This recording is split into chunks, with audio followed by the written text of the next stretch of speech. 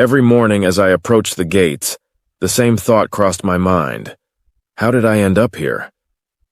Diamond Bar wasn't the kind of neighborhood I ever thought I'd belong to. This wasn't just some suburb. It was a symbol of achievement, the pinnacle of success. The roads were pristine, lined with manicured trees, and every house seemed to whisper tales of wealth and power. But Snoop Dogg's mansion?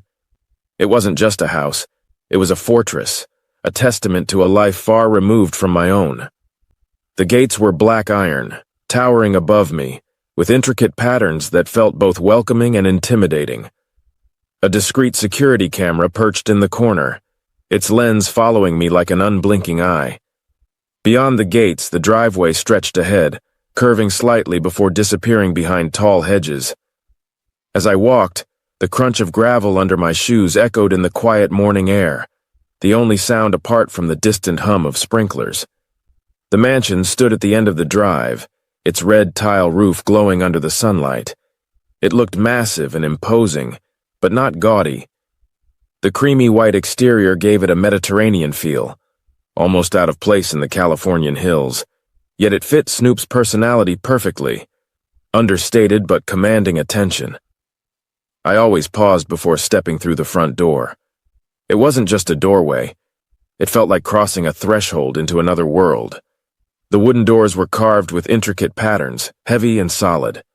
As they swung open, the inside revealed a world I couldn't have imagined before working here. The first thing that hit me was the smell. It wasn't overpowering, just subtle notes of citrus and something floral, almost like a signature scent. The air was cool, a stark contrast to the heat outside, and it carried a sense of stillness, as if the house itself was watching. Inside, the floor stretched out in polished marble, its surface so smooth it reflected the light like a mirror. I could see the faint outline of my own reflection as I walked, a ghostly figure out of place in this palace. To my left, a grand staircase spiraled upward, its banister made of dark, gleaming wood. The walls were adorned with gold-framed artwork, paintings and photographs that spoke of wealth and a life lived in the spotlight. The living room was vast, with leather couches so plush they seemed to invite you to sink into them. A massive TV dominated one wall, surrounded by shelves filled with awards, photographs, and memorabilia. I often caught myself staring at those trophies, wondering how it felt to achieve so much. And then, there was the safe. It was tucked away in Snoop's private office, a room I only entered when absolutely necessary. The door was always slightly ajar, as if to remind me of its presence. The office itself was both a workspace and a sanctuary. The desk was large, made of dark wood with a glossy finish, always meticulously organized. A small lamp on the corner cast a warm glow, contrasting with the cold steel of the safe. The safe stood out in the room like a secret waiting to be uncovered. It wasn't overly large, but its presence was commanding. The steel surface was unblemished, with a digital keypad and a small screen that glowed faintly green. I didn't know what was inside, but I could feel its importance. It was more than just a storage space. It was a symbol of trust, or rather, the lack of it. As I worked, I couldn't help but notice the way Snoop looked at that safe. His eyes lingered on it, even when he wasn't using it. Sometimes I'd see him standing there, his hand resting on the keypad as if debating whether to open it. Those moments told me more than words ever could. Whatever was in there, it mattered. For 2 years I'd been walking these halls, breathing in the air of success that wasn't mine. I'd earned my place here, or at least I thought I had. I managed his schedule, planned his events, and handled the chaos that came with being Snoop Dogg's assistant. But no matter how much I did, I always felt like an outsider. Snoop didn't say much to me, but his actions spoke louder than words. The way he avoided looking directly at me, the clipped tone he used when giving instructions, it all painted a clear picture. To him, I was just another cog in the machine, replaceable and unworthy of real trust. And I couldn't blame him. He'd built this life through sheer determination, surviving a world that had tried to hold him back. I was a reminder of that world, the one that judged him before he even had a chance to prove himself. But it wasn't just his mistrust that bothered me. It was the way the house seemed to share his sentiment. Every polished surface, Every meticulously placed decoration, it all felt like it was watching, waiting for me to misstep. The safe was the worst of all. It felt alive, taunting me with its presence. Working for Snoop Dogg wasn't just a job. It was a constant balancing act. Every day I walked a tightrope, knowing that one misstep could send me plummeting. He wasn't the type to yell or berate, but his silence could cut sharper than any words. It was in the way he watched, the way he measured every action, as if he were waiting for a reason to confirm his doubts about me. I didn't mind the workload. It was demanding, sure, but I thrived on the challenge. From coordinating his appearances to managing the intricate web of business ventures he was involved in, I kept everything running like clockwork. And yet, no matter how flawlessly I executed my duties, there was always this invisible wall between us. It started with the small things. He'd double-check every document I handed him, scanning for mistakes that didn't exist. He'd pause before answering my questions, as if weighing whether I deserved an explanation. Even the way he addressed me felt distant. "Anna," he'd say, but it never felt like my name. It was more like a placeholder, something he used because he had to, not because he wanted to. I told myself it didn't matter. I was here to do a job, not to win his approval. But as the days turned into weeks, and the weeks into months, the weight of his mistrust began to gnaw at me. I'd catch myself wondering if it was my fault, if there was something I was doing wrong. It wasn't until I overheard him one afternoon that I understood. He was talking to one of his friends, someone I'd seen around the house before. They were sitting by the pool, their voices carrying through the open patio doors. "Don't get me wrong, she's good at what she does," he said, his tone casual but firm. "But trust? Nah, man. Not her. Not someone like her." The words hit me like a punch to the gut. I wasn't sure what stung more, the confirmation of his distrust or the fact that he didn't even try to hide it. I wanted to march outside and demand an explanation. But instead I stayed rooted to the spot, my hands gripping the edge of the kitchen counter. Someone like her. The phrase echoed in my mind for days. I knew what he meant. I'd seen the way he looked at me, the subtle tension in his expression whenever I was around. To him, I wasn't just his assistant. I was a reminder of everything he'd fought against to get here. It wasn't personal, I tried to tell myself. It was about history, about scars that ran deeper than I could ever understand. But the logical part of my brain couldn't silence the growing knot of resentment in my chest. That resentment turned into curiosity. The safe had always been there, a silent sentinel in his office. But now it felt different. It wasn't just a piece of furniture anymore. It was a question, a challenge. I found myself stealing glances at it whenever I passed by, my mind spinning with possibilities. What was in there? I told myself it didn't matter. Whatever he kept locked away, it wasn't any of my business. But the more I thought about it, the harder it became to let it go. It wasn't just the mystery of the contents, it was the way he guarded it, the way he looked at it with an intensity I'd never seen him direct at anything else. I began to notice patterns. He only opened the safe when he was alone, always after double-checking that the office door was locked. His hands moved quickly over the keypad, punching in a code I couldn't see. The door would swing open, revealing only a glimpse of the treasures inside before he closed it again. One evening, as I was finishing up some paperwork in the next room, I heard the faint click of the safe opening. I didn't mean to eavesdrop, but curiosity got the better of me. I edged closer to the door, my heart pounding in my chest. From my vantage point, I could just barely see him through the crack in the door. He was crouched in front of the safe, his back to me. Inside, I caught a flash of something metallic, a stack of neatly arranged bars, gold by the looks of it. There were also bundles of cash, the edges crisp and clean, as if they'd just come from the mint. But it wasn't the money or the gold that caught my attention. It was a small velvet box he pulled out from the back. He opened it carefully, his fingers trembling ever so slightly. Inside was a single worn photograph. I couldn't see the details, but the way he stared at it told me it was important. I backed away before he could notice me, my mind racing.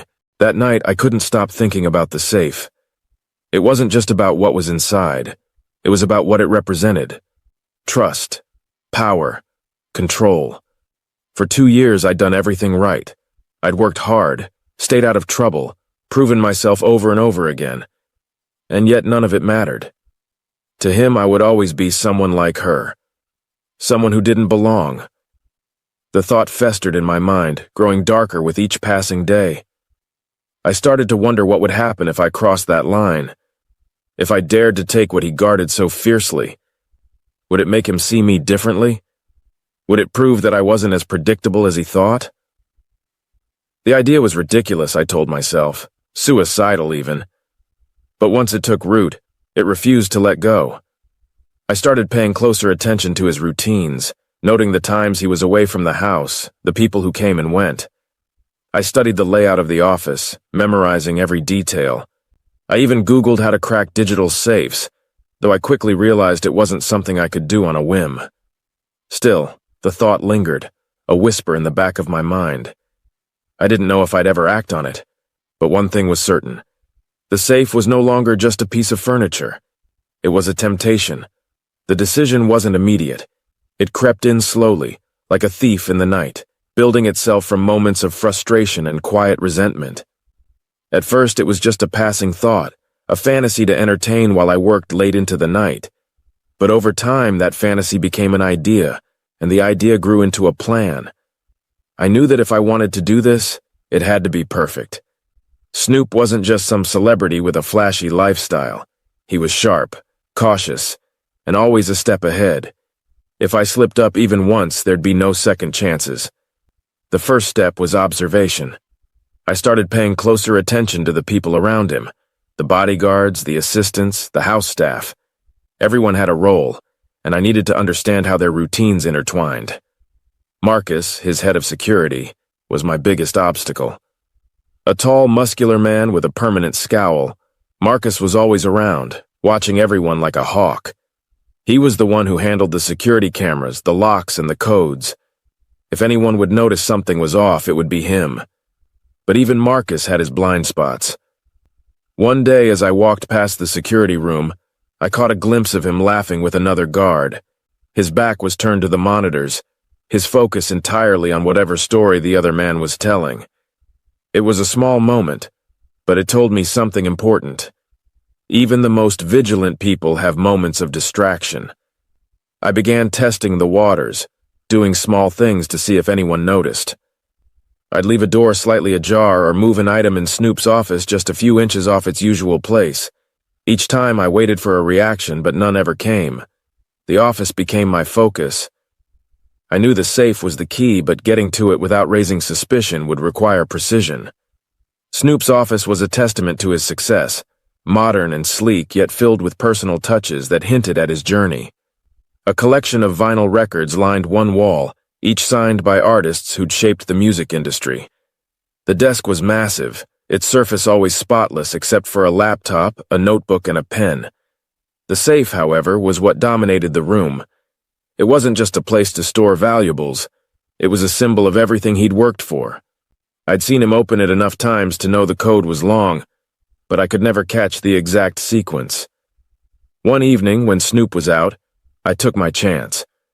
Pretending to clean the office, I moved closer to the safe. My heart pounded as I crouched down, inspecting the keypad. It was a standard digital lock, but I knew it wouldn't be easy to crack. I ran my fingers along the edges, feeling for any sign of wear. If he used the same numbers frequently, they'd leave faint marks on the keys. Sure enough, 4 of them had a slight sheen. 1, 3, 7, and 9. It wasn't much, but it was a start. It was during one of these late-night cleaning sessions that I found an unexpected ally. Sarah, one of the housekeepers. She was older, with a kind smile and a sharp eye for detail. "You're always working late," she said one evening as I wiped down the desk. I shrugged, trying to play it off. "Just trying to keep up." She laughed softly. "Well, don't let it wear you down. This place has a way of swallowing people whole." Her words stuck with me. Sarah had been here longer than anyone, and she knew more about the house than she let on. Over time, I started striking up casual conversations with her, asking harmless questions about the mansion. "You ever wonder what's in that safe?" I asked one day, keeping my tone light. Sarah glanced around before leaning in. "More than you can imagine," she whispered. "But don't get any ideas. That thing's a fortress." Her warning only fueled my curiosity. The breakthrough came unexpectedly. Snoop was preparing for a big event, a party to celebrate the release of his latest project. The house was buzzing with activity, and everyone was focused on making sure everything went smoothly. It was during the chaos that I overheard Marcus talking to one of the staff. "I'll be off duty after 10, he said. "Got plans of my own." That was my window. I spent the next few days perfecting my plan. I knew the cameras would be on a loop during the party, something Marcus did to avoid unnecessary footage. I also knew that Snoop would be out of the office, mingling with guests. All I needed was a few minutes alone. The night of the party, I dressed the part, blending in with the crowd of staff and guests. The energy was electric, with music blasting from speakers and laughter echoing through the halls. I stayed in the background, watching as Snoop worked the room. He was in his element, charismatic and larger than life. It was easy to see why so many people admired him. When the clock struck 10, I slipped away. The office was dark and quiet, a stark contrast to the lively atmosphere outside. My hands shook as I approached the safe, but I forced myself to focus. The keypad glowed faintly in the darkness, its green light casting eerie shadows on the wall. I punched in the numbers, 1, 3, 7, 9, but the lock didn't budge. I tried again, switching the order, and finally, on the third attempt, I heard a faint click. The door swung open, revealing its contents: stacks of cash, gold bars, and the velvet box I'd seen before. My breath caught as I stared at the photograph inside, a younger Snoop, standing with a woman and a small child. For a moment, guilt flickered in the back of my mind, but I pushed it aside. This wasn't about him. It was about me. I grabbed what I could, shoving bundles of cash into my bag before closing the safe.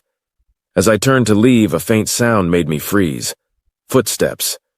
The air in the office felt heavier than ever as I crouched behind the desk, my body stiff, refusing to make even the slightest noise. The leather surface pressed against my back as I clutched the bag of cash tightly against my chest. I could hear the faint rustle of footsteps nearing the desk, their steady rhythm a cruel countdown to my discovery. My heart pounded so loudly it felt as though Marcus could hear it too.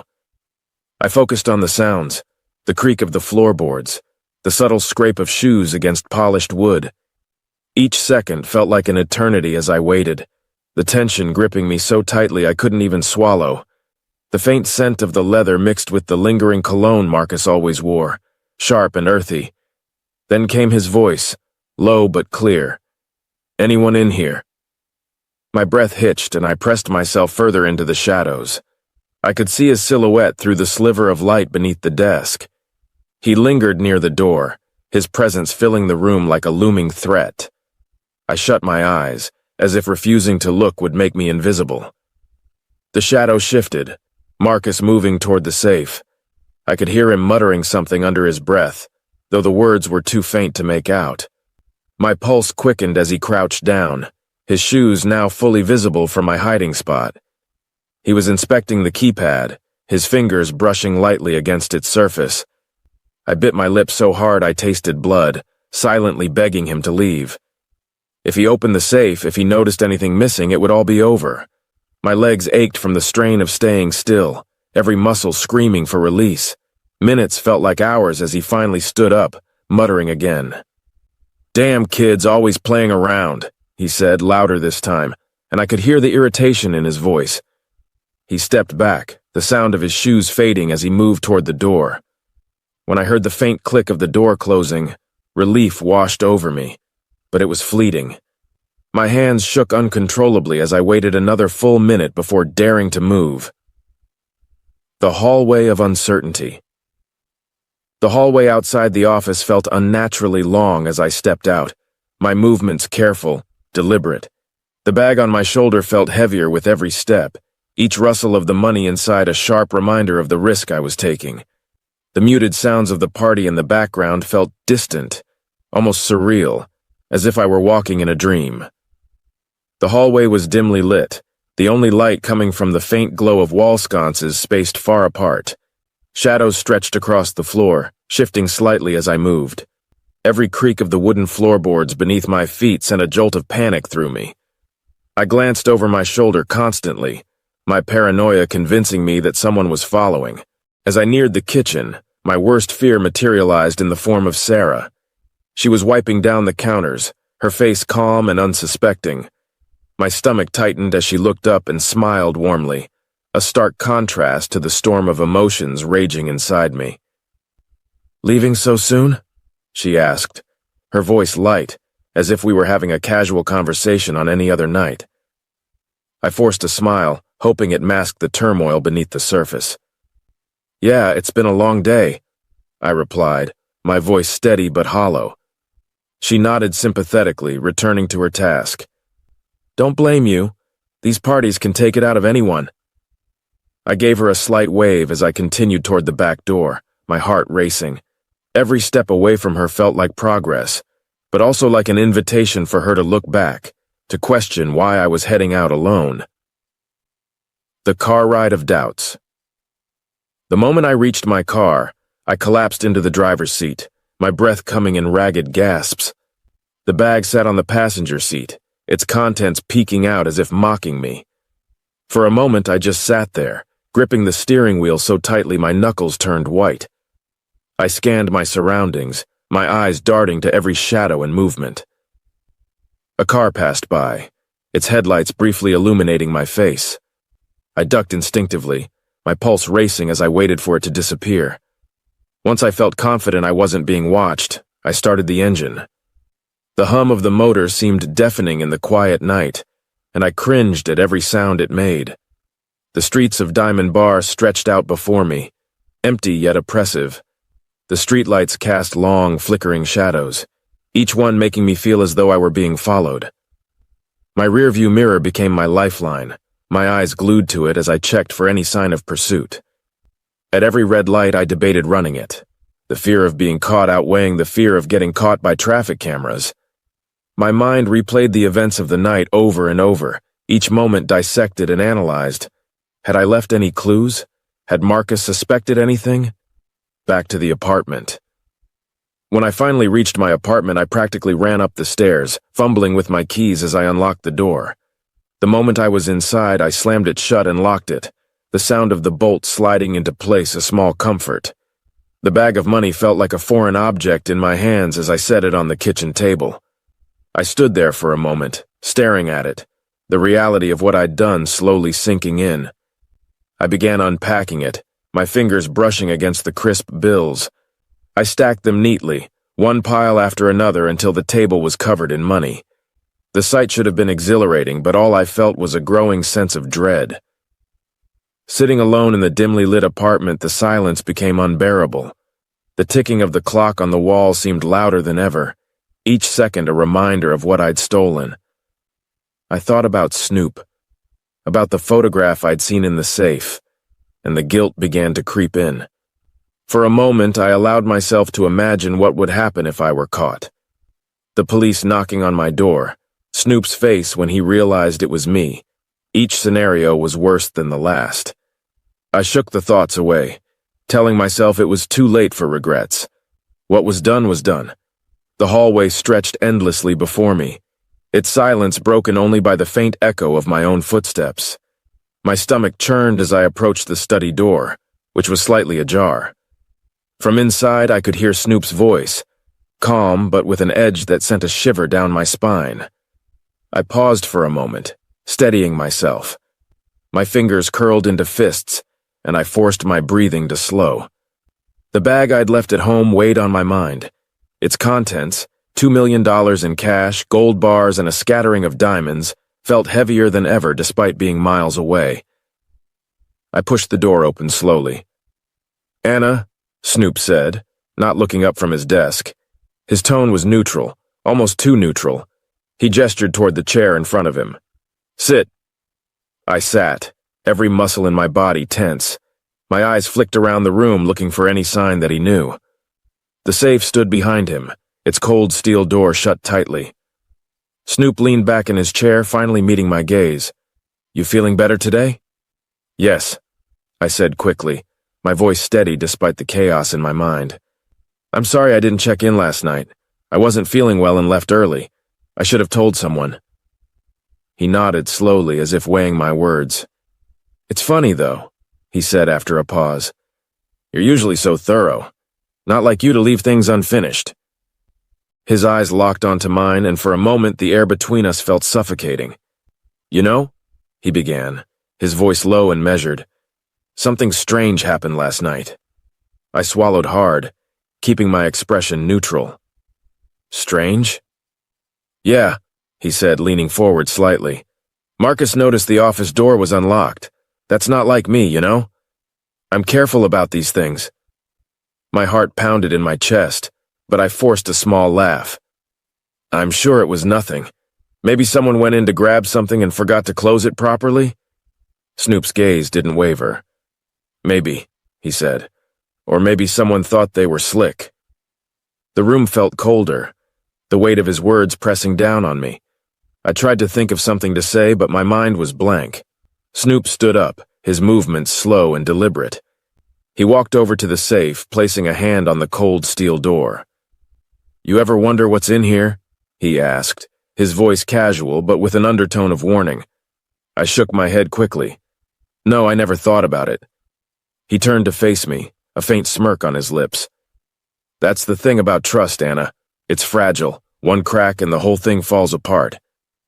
Before I could respond, the door to the study opened and Marcus stepped in. He carried a small black device in his hand, which he placed on the desk in front of Snoop. What's this? I asked, trying to sound curious instead of terrified. Snoop gestured to Marcus, who pressed a button on the device. A screen lit up, displaying a series of numbers. Tracking codes, Marcus said bluntly. Every bill in that safe has one. And last night, $2 million. A few gold bars and some diamonds went missing. My blood ran cold. I opened my mouth to deny it, but the words wouldn't come. Snoop tilted his head, studying me. I trusted you, Anna, he said, his voice softer now, almost disappointed. Not because I wanted to, but because you earned it. Or at least I thought you did. I felt a sudden wave of anger, hot and unrelenting. You didn't trust me, I shot back, surprising even myself. You never trusted me. From the moment I started working here, you made it clear I was just another outsider. Snoop raised an eyebrow, but he didn't interrupt. You think I did this because I wanted to betray you? I continued, my voice rising. I did everything for you. I gave up my life to keep yours running smoothly. And what did I get in return? Suspicion? Doubt? Nothing I did was ever enough. For a moment, there was silence. Then Snoop nodded slowly. You're right, he said. I didn't trust you, and maybe that's on me. But you know what, Anna? You just proved me right.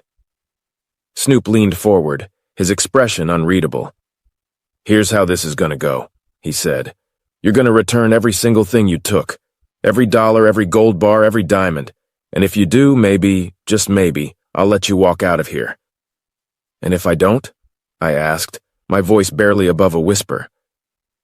Marcus stepped closer, his presence looming over me. You don't want to find out, he said simply. I glanced between them, my mind racing. I could lie, say I didn't have it, but they'd never believe me. And even if I returned everything, what guarantee did I have that they wouldn't come after me anyway? Snoop's eyes bored into mine, and I knew I didn't have a choice. Snoop's words hung in the air like a storm cloud, heavy and impossible to ignore. He knew. There was no question now. The amount, $2 million in cash, along with gold bars and diamonds, echoed in my mind. It was no longer just a theft. It was a betrayal, something personal. I sat frozen in the chair, my palms pressed against my thighs to keep them from trembling. I could feel Marcus's gaze on me, his silent presence as intimidating as Snoop's words. My mind raced with questions, plans, excuses, but nothing felt solid enough to hold on to. Snoop leaned back in his chair, his movements deliberate, almost lazy. His expression, though, was anything but. So, he said, his voice soft, almost casual, You want to tell me how $2 million just walked out of my house? I opened my mouth, forcing my voice to stay steady. I don't know what you're talking about. The words felt weak even as I said them. Snoop's expression didn't change, but I caught the faintest twitch in his jaw. Marcus shifted behind me, the floor creaking under his weight. See? Snoop said, gesturing toward the safe behind him. I don't just keep money in there for fun. That's my hard-earned success, and I don't let just anyone near it. His eyes locked onto mine, but somebody got close enough to take it. I shook my head. It wasn't me. I wouldn't what? Snoop interrupted, his voice sharper now. Wouldn't betray me? Wouldn't lie to my face? Marcus cleared his throat, breaking the tense silence. We don't need guesses, he said, placing a folder on the desk. I pulled the security footage. My stomach dropped. Snoop opened the folder, pulling out a series of still images. He flipped through them slowly, deliberately, before sliding one across the desk toward me. It was me leaving the office. My face wasn't visible, but the outline of my figure was unmistakable. Looks a lot like you, doesn't it? Snoop said, his tone almost mocking. I swallowed hard, trying to think of a way out. Marcus interrupted me this time. Don't even try. We tracked the money. It's been moving. Slowly, sure, but we've got eyes on it. The room felt like it was closing in on me, the air thick and suffocating. I clenched my fists, trying to hold on to the anger that had kept me going this far. You don't understand, I said finally, my voice cracking. You don't know what it's like to work so hard and still feel like you're nothing. Like no matter what you do, you'll never belong. Snoop's expression didn't soften, but he didn't interrupt either. I gave you everything, I continued, my voice rising. I worked harder than anyone else, and all I ever got in return was your mistrust. You treated me like I was disposable, like I was just waiting to betray you. So maybe I did, but only because you never gave me a reason not to. For a moment there was silence. Then Snoop shook his head, his eyes filled with something I couldn't place. Anger, disappointment, maybe even pity. You don't get it, do you? He said quietly. This isn't about the money. It's about trust. And you just proved you never deserved it. Snoop stood, towering over the desk as he leaned forward. Here's how this works, he said, his voice deadly calm. You bring back every dollar, every bar of gold, every damn diamond, and maybe I'll let this slide. But if you don't... He didn't finish the sentence, but he didn't have to. Marcus's presence behind me was enough to make the threat clear. I hesitated, my mind racing. Returning the money would mean admitting everything, handing over the one thing that felt like power in this situation. But keeping it meant running, leaving everything behind and living with the knowledge that Snoop would never stop looking. Snoop's eyes narrowed. Clock's ticking, Anna. Don't make me regret giving you a choice. I left the mansion with shaking hands and a head full of chaos. Marcus watched me the entire time, his glare burning into my back as I walked out the door. The moment I got into my car, I drove without thinking, my only focus on putting as much distance between myself and that house as possible. But I knew I couldn't run forever. Back at my apartment, I stared at the backpack on the floor, its contents now feeling like an anchor dragging me down. The gold bars caught the light from the window, their gleam mocking me. The diamonds, carefully wrapped in velvet, seemed smaller now, less valuable. I paced the room, my thoughts racing. Returning the money meant facing Snoop again, risking whatever he had planned for me. But keeping it meant living with the constant fear of being caught, of looking over my shoulder every day for the rest of my life. In the end, I knew there was only one choice. The air in my apartment felt heavier with every passing minute. The stacks of cash sat silently on the table, the gold bars gleaming under the dim light, while the diamonds seemed to sparkle mockingly from their velvet pouch. I'd always thought of money as freedom, as power, but now, surrounded by stolen wealth, I felt more trapped than ever. Snoop's ultimatum echoed in my mind: return everything and walk away, or face the unknown consequences. I knew he wasn't bluffing. Snoop wasn't the kind of man to make empty threats. And Marcus? His glare had told me everything I needed to know. If I didn't comply, they would find me. But giving everything back meant more than just losing the money. It meant facing them again, standing in front of Snoop and admitting that I was the thief. The shame of it burned in my chest. I grabbed the backpack and began repacking the money, each bundle feeling heavier than the last. The gold bars and diamonds went in next, their weight dragging me down with every zip of the bag. When I finally stepped out of my apartment, the cold night air hit me like a slap. My car was parked a few feet away, but it felt like a mile. As I slid into the driver's seat, the reality of what I was about to do sank in. The streets were quiet as I drove back to Diamond Bar. The glow of streetlights cast long shadows on the road, each one feeling like a reminder of the choice I had made. My hands gripped the steering wheel tightly, my knuckles white as I forced myself to focus on the road. The bag sat in the passenger seat, its contents shifting slightly with every turn. It felt like a living thing, a silent passenger that refused to let me forget what I had done. As the mansion came into view, my stomach twisted into knots. The gates loomed ahead, their iron bars a reminder of the world I had infiltrated, the world I didn't belong to. I pulled up to the intercom and pressed the button, my hand trembling. A voice crackled through the speaker. "Name?" "It's Anna," I said, my voice steadier than I expected.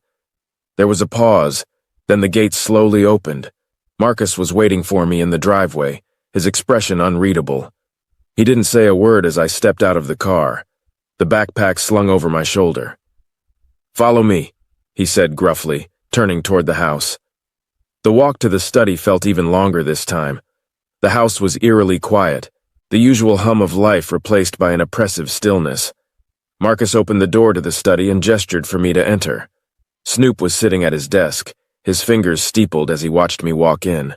His expression was calm, but his eyes were sharp, piercing.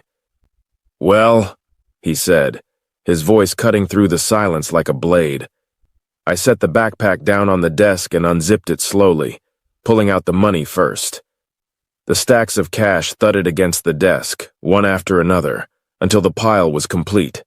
Then came the gold bars, their metallic shine catching the light, and finally the pouch of diamonds. Snoop leaned back in his chair, his gaze never leaving me. "That everything?" "Yes," I said, my voice barely above a whisper. For a moment there was silence. Snoop reached out and picked up one of the stacks of cash, flipping through the bills with practiced ease. He set it back down and looked at me. "You know," he said slowly, "I thought I could trust you. Thought you were different." I opened my mouth to respond, but he held up a hand to stop me. "But you know what? Maybe this is on me. Maybe I should have known better." He leaned forward, his eyes narrowing. "Tell me, Anna, what was the plan? Run off with my money and start a new life? Thought I wouldn't notice?" I shook my head, tears welling up in my eyes. I wasn't thinking straight. I don't know why I did it. Snoop's lips curved into a bitter smile. "You don't know why? That's the best you've got?" He stood slowly, his movements deliberate, each step echoing in the room as he walked around the desk. His presence was overwhelming, and even the silence felt oppressive. I could feel his gaze on me, piercing, unrelenting, as if he were deciding whether I was even worth the effort of anger. Marcus remained at the door, a statue of quiet menace. His arms were crossed, but his posture was alert, ready. His expression was blank, yet I could sense the judgment radiating from him. I felt caged, trapped between these two men who held all the power in this room. Snoop stopped a few feet away from me, his towering frame casting a long shadow. His eyes bore into mine, dark and unreadable, as though he was searching for something.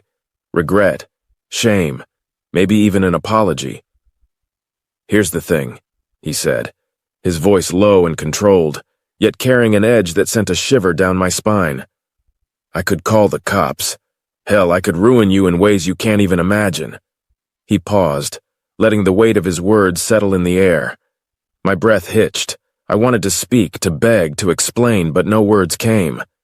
"But I'm not going to do that," he continued, his tone softening just slightly, though it still carried the force of a verdict. Relief flickered briefly in my chest, but it was fleeting. I knew this wasn't mercy. It was a warning. "You're done here," he said, each word deliberate and final. "Pack up whatever life you think you have left and get out. And if I ever see you again—" He trailed off, the unfinished sentence hanging in the air like a blade. I nodded, the lump in my throat making it impossible to speak. My body felt numb, as though I were disconnected from the moment, watching it happen to someone else. Snoop turned his back to me, his shoulders rigid. The dismissal was clear, but his presence still loomed large. "Marcus," he said without looking, his voice calm but commanding. "Show her out." Marcus stepped forward, his movements as measured as Snoop's words. He didn't say anything, but the tilt of his head was enough to make me rise to my feet. My legs felt like lead, and it took all my strength to move toward the door. I didn't look back as I walked out of the study. I didn't dare. The car ride home was a blur. I barely remembered getting into the driver's seat or starting the engine. The streets of Diamond Bar stretched out in front of me, their quiet perfection a stark contrast to the chaos raging inside my mind. The weight of the empty backpack beside me was almost unbearable, a cruel reminder of everything I had lost. The stolen money, the gold, the diamonds. They were gone, stripped away as easily as they had been taken. But it wasn't just the material loss that gnawed at me. It was the deeper, sharper pain of knowing that I had destroyed any chance of redemption. Snoop's words echoed in my mind, over and over. "Pack up whatever life you think you have left." When I finally pulled into the parking lot of my apartment, I sat there for a long time, staring blankly at the dashboard. The engine hummed softly, but the silence around me felt deafening. I thought about driving away, just leaving everything behind and disappearing. But where would I go? What would I do? I turned off the engine and climbed the stairs to my apartment, each step heavier than the last. The door creaked as I opened it, the familiar smell of the tiny space hitting me like a wave. But it didn't feel like home anymore. I dropped the backpack onto the floor and sank onto the couch, my body trembling. The room was dimly lit, the curtains drawn, and the silence was suffocating. My mind raced, replaying the events of the day, the confrontation, the accusations, the weight of Snoop's disappointment. The stolen wealth was gone, but the guilt remained, heavy and immovable. For a moment I closed my eyes and let the tears come. They burned as they fell, but I didn't stop them. I was alive. That thought struck me suddenly, and it was both a comfort and a curse. Snoop had let me walk away, but at what cost? I looked around the room at the peeling paint on the walls, the secondhand furniture, the small comforts that now felt hollow. The truth settled in my chest like a stone. I had lost more than just the money. I had lost the trust of someone who had given me a chance, despite his reservations. And in the end, I had proven him right. The realization was crushing. I had always blamed Snoop for his lack of trust, for the way he had looked at me with suspicion. But now I saw the truth. I had been the one to break that trust, and no amount of regret could ever fix it. The silence in the apartment grew heavier as the hours dragged on. I sat there, staring at the empty backpack, wondering what came next. I had escaped with my life, but not with my dignity. And as I sat there in the dark, I realized that survival wasn't the same as freedom.